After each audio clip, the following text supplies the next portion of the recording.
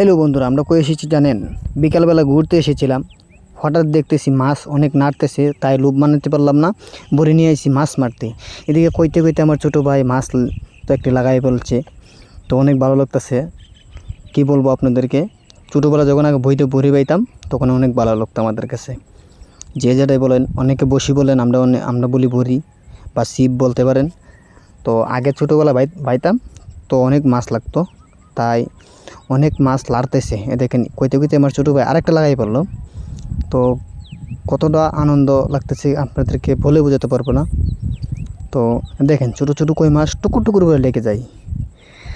দেখেন আমার ছোটো ভাই আসতেছে, হ্যাঁ দেখেন কইতে কইতে 6টি মাছ লাগিয়ে ফেললো।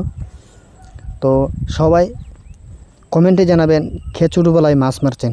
আমরা প্রায় 8-10 বছর পরে আবার বড়ি বাইতেছি, তো অনেক ভালো লাগতেছে।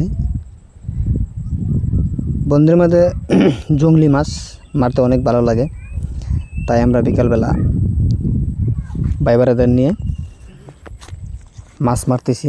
তো সবাই ভিডিওটি দেখবেন, দেখে কমেন্ট করবেন কে ছোটোবেলা কতটুক ভুড়ি বাইছেন আর কতটুক মাছ মারছেন। ভাই দেখেন কইতে কইতে আরেকটি মাছ লেগে ফেললো। ওই দেখেন ছোটো ছোটো কই মাছ। দেখেন মাছটা আমি হাতে ধরবো,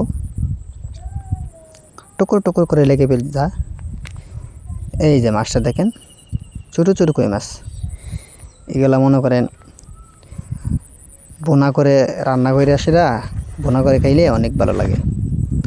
তো দেখেন বেশি সময় হয়েছে না, 20 মিনিট হয়েছে আমরা এসেছি, অনেক মাছ পাইলাম। সবাই ভালো থাকেন, সবাইকে আল্লাহ হাফেজ।